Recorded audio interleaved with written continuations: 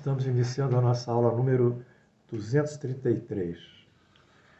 Esse bloco, as últimas 3 aulas, elas versaram sobre a interpretação do dilúvio, que consta no primeiro livro de Moisés, a Gênesis. Nas aulas anteriores, nós tivemos o ensejo de falar sobre o dilúvio do ponto de vista bíblico, reproduzindo a narrativa bíblica sobre o dilúvio.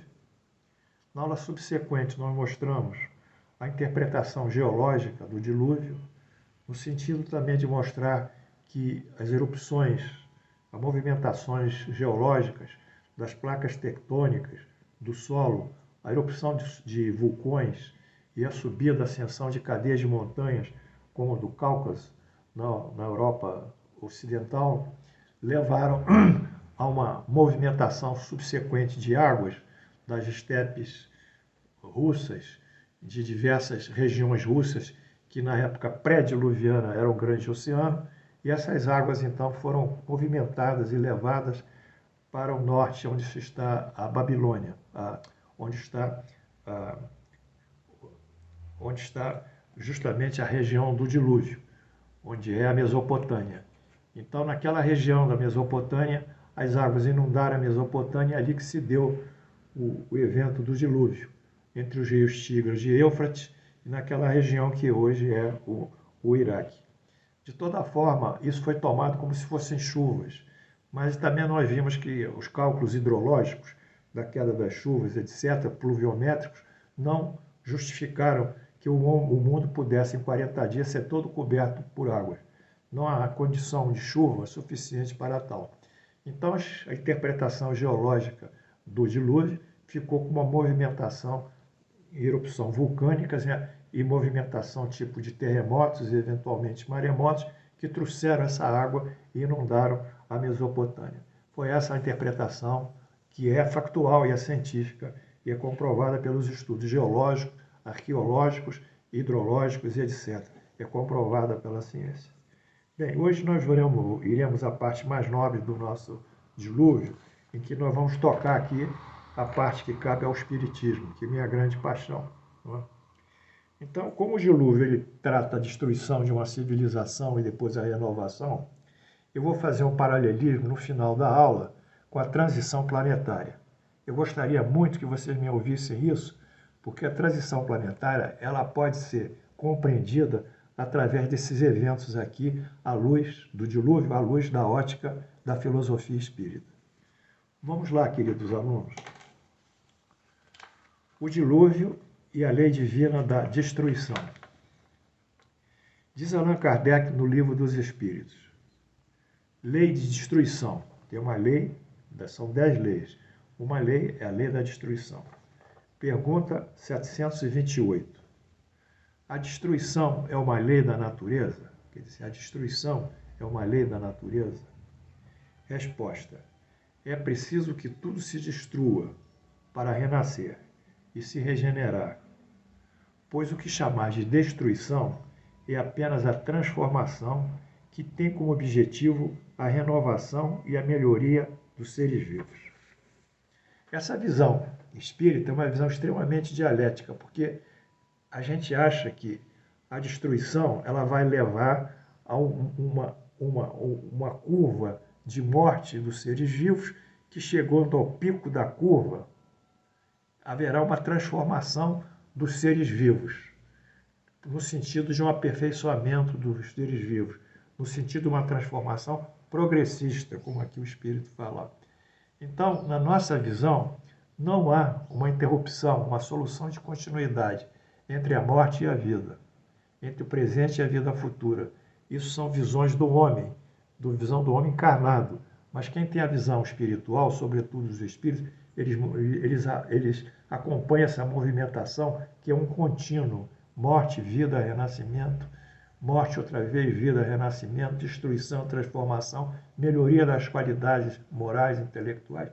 Então é todo um processo progressivo de avanço que é tomado a partir de um momento que o homem se fixa na destruição. Mas a destruição ela vai à transformação e a transformação vai à qualificação do homem. Essa é uma visão que tem que ter a concepção da vida futura.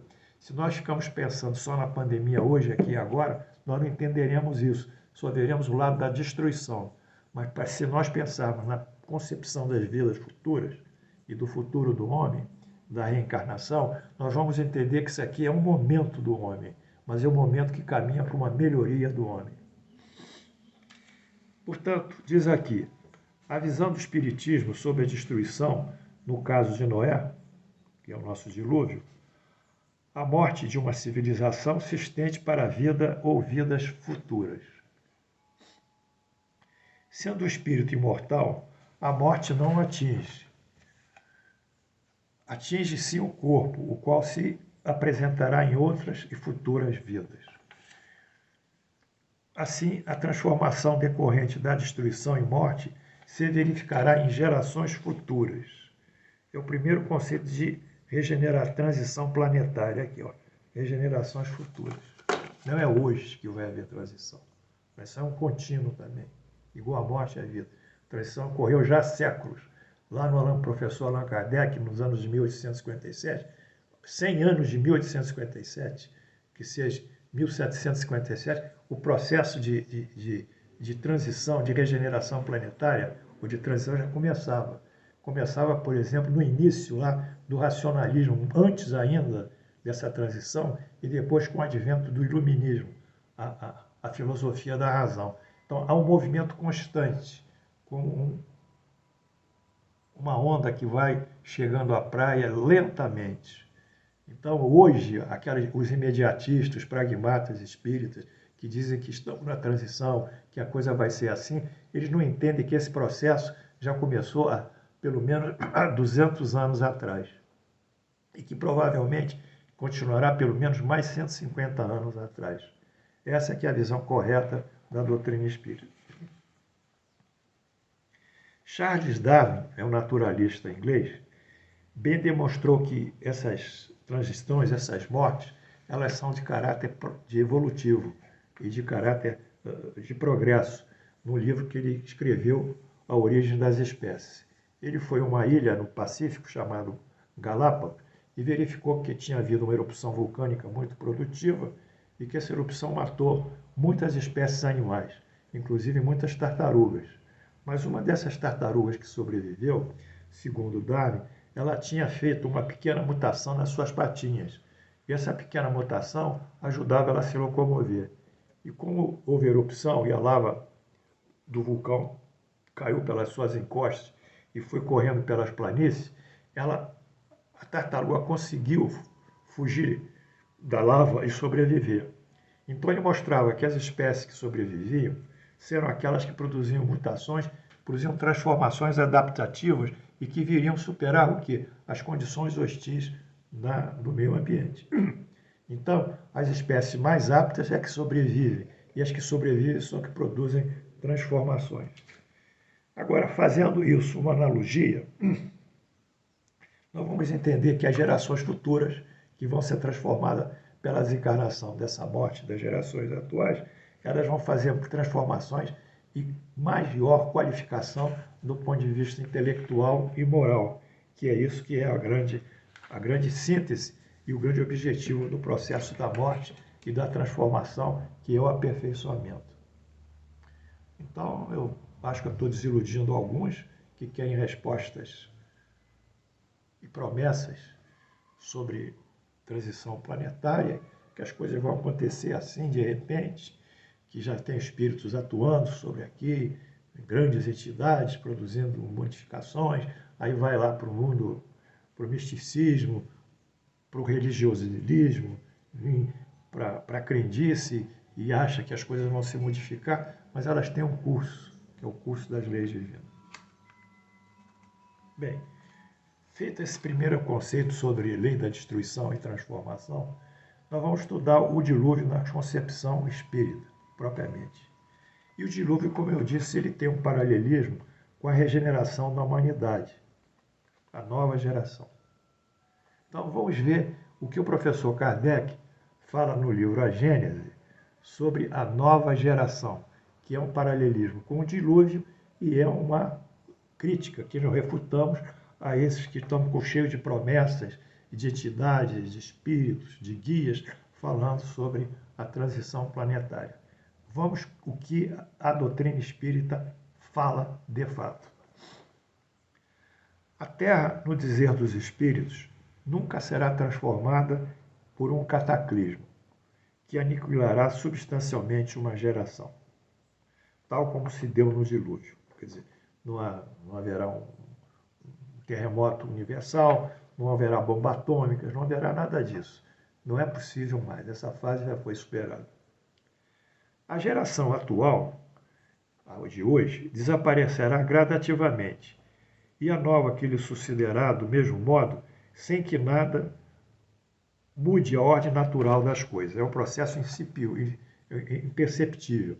Morre e renasce, morre e renasce. Mas o que vai renascer e o que vai morrer? A transformação moral.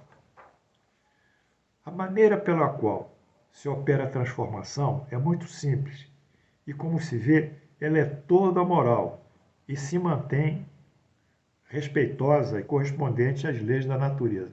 A transformação nossa vai ser moral. Quero que vocês fixem isso.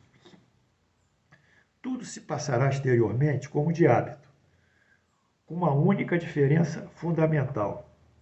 Para uma parte dos espíritos que encarnavam, não mais aqui encarnarão. Então haverá uma migração planetária. Os espíritos trevosos, esses ruins, esses maus, que vocês são testemunha dos atos dele, esses desencarnarão e não voltarão para a Terra. Irão para um planeta muito menos evoluído que a Terra e ali sofrerão.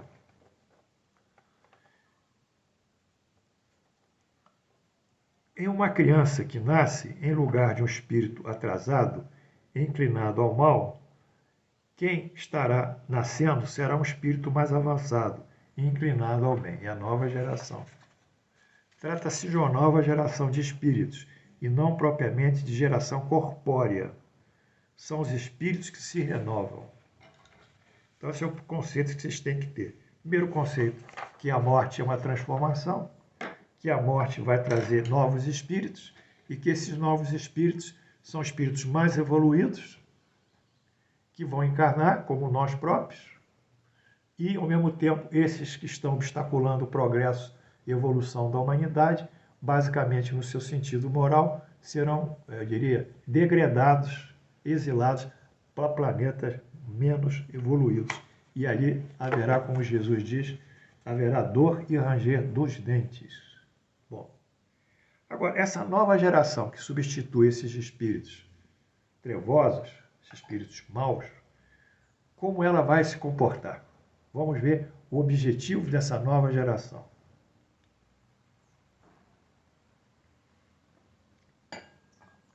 Missão da nova geração de espíritos.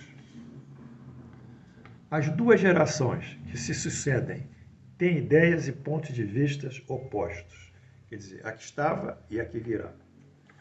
Pela natureza de suas disposições morais, quer dizer, as suas condições inaptas, mas, sobretudo, pelas suas disposições intuitivas, ficando mais fácil distinguir qual das duas pertence a cada indivíduo. Então, já no nascer, já haverá uma diferenciação.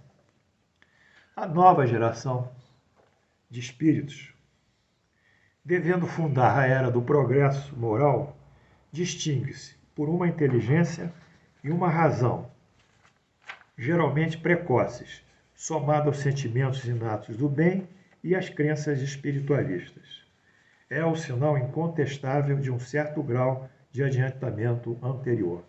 Então, essa nova geração será marcada por predisposições de uma vida espiritual, por predisposição de um intelecto bem avançado, por predisposição de uma moral íntegra. Que beleza, né? Eles é que virão ocupar as lideranças planetárias. Os espíritos retardatários que se tornarão sensíveis às modificações morais. Quer dizer, haverá espíritos aqui na Terra que não são tão maus assim, foram incutidos pelo mal, pelas más companhias e os maus exemplos, mas a sua natureza pode ser transformada em coisas do bem, em coisas construtivas. Esses também serão auxiliados. Já que eles têm um ponto de bem, nós podemos trabalhar para recuperar eles dentro das suas virtudes e evitar que eles vão para outros planetas. Vamos ver o que acontece com esses espíritos que atrasaram mas não são substancialmente maus. Não se deve entender por essa migração de espíritos que todos aqueles retardatários, atrasados, serão expulsos da Terra e relegados ao mundo inferior. Não serão todos. Pelo contrário, muitos voltarão porque haviam cedido à influência das circunstâncias e do mau exemplo. Uma vez livre das influências da matéria e dos preconceitos do mundo corporal, a maior parte desses espíritos verá as coisas de maneira completamente diferente de como haviam antes em vida. Nesse caso, são ajudados pelos próprios espíritos benévolos que se interessam por eles e se apressam a esclarecê-los e mostrar o caminho equivocado que tinham seguido. Então, há um contingente ainda de espíritos que não evoluiu bem por influência dos maus, mas substancialmente eles são bons, então eles voltarão à Terra porque essa qualidade boa deles pode ser desenvolvida. Então, de fato, o que migra, o que é destruído, o que está compatível com a lei de destruição, com essa pergunta 758, se não me engano, do Livro dos Espíritos, sobre a lei da destruição, são aqueles espíritos maus de natureza, de essência, que estão aqui só para prejudicar o próximo, só para retardar a evolução da sociedade, só para dificultar a educação, só para dificultar a política de saúde pública, só para atrasar o mundo, só para fazer do homem um homem escravo do outro homem. Esses aí não voltarão à Terra. Agora, a substituição dos espíritos atrasados pelos adiantados. E nós mostramos aqui que essa substituição será uma substituição incipiente, não será percebida pelo homem, porque tudo se processará naturalmente, mas esses gradualmente ocuparão os cargos de liderança no mundo de governo. Mas como se dá? É um processo gradual, é um processo progressivo, não é essa coisa que vocês mais uma vez estão ouvindo na rede sobre a transição planetária, que o fulano disse isso, o Beltrano disse aquilo, que vai acontecer no dia D. Nada disso. Tudo na vida vai correr o seu curso normal. Só que a mudança intelectual e a mudança moral é que fará a diferenciação.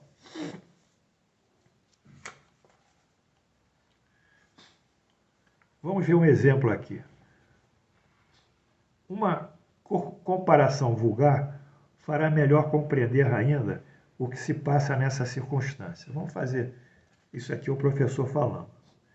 Suponhamos um regimento composto, em grande maioria de homens truculentos e indisciplinados, os quais ocasionarão sem cessar uma desordem, que a severidade da lei penal terá dificuldade muitas vezes para reprimir.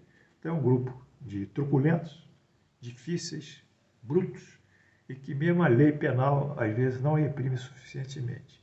Esse é um grupamento que existe.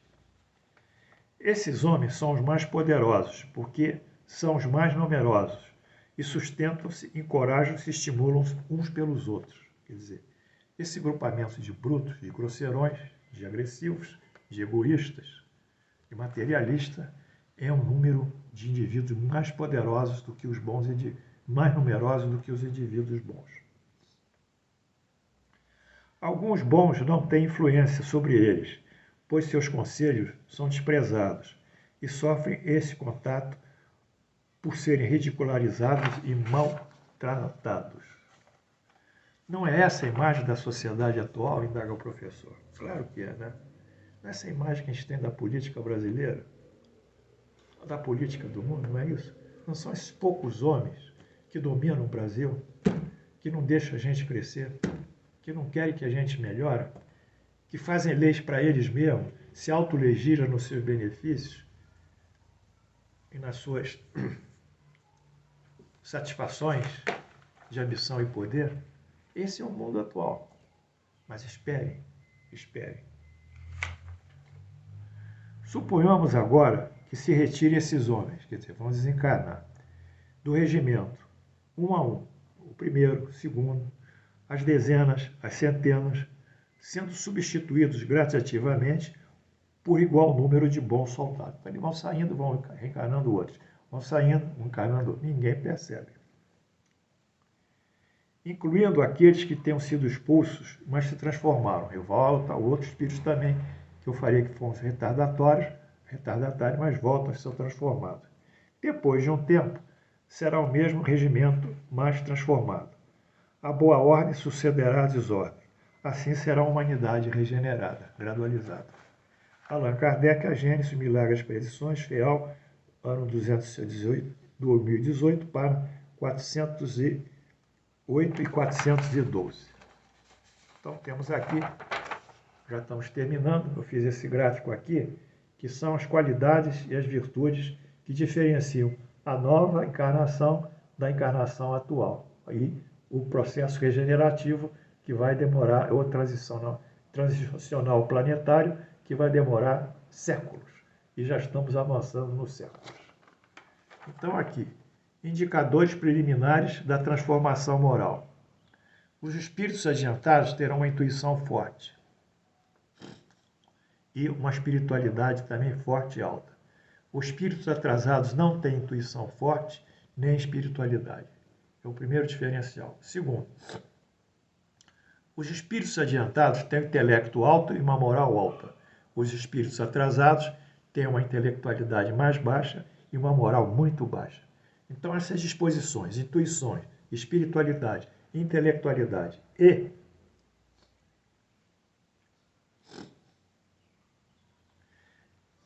precocidade nas manifestações, que é aqui que está visto, essas qualidades que eu repeti, intuição, espiritualidade, intelectualidade, moralidade e precocidade, desde pequenos vão ser assim, é que vão diferenciar os espíritos que vão ocupar os comandos da Terra daqueles que foram degradados para outros planetas.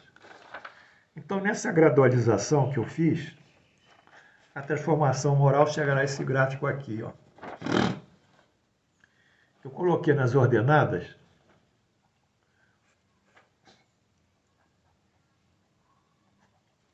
a gradualização dos indivíduos e coloquei na abscissa o tempo. Então a gente fez o seguinte, aqui é o número de indivíduos atrasados, ó, a barra é alta, mas eles vão diminuindo na barra, vão diminuindo, e vai havendo uma inversão em que os que estão atrasados são a barra, os que são adiantados são a parte branca. Aí há um cruzamento de linhas, no final sobra aqueles que são moralmente evoluídos e os que estão embaixo, em população menor, desaparecem do sistema planetário nosso e vão para outros planetas cumprir o seu destino de acordo com Deus. Era essa a interpretação do dilúvio, no sentido de que o dilúvio possibilitou isso tudo na época de Noé. Mas transformando essa concepção diluviana para o hoje, a concepção de transição planetária, vocês entendem que tudo isso vai ser gradualizado. E levantem as mãos para Deus, que o futuro sempre será nosso.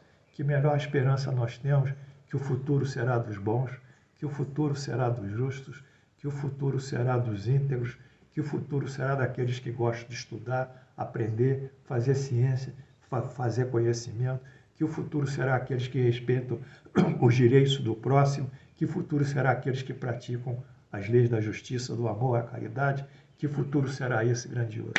Será o nosso futuro, não nessa encarnação, mas nas encarnações futuras.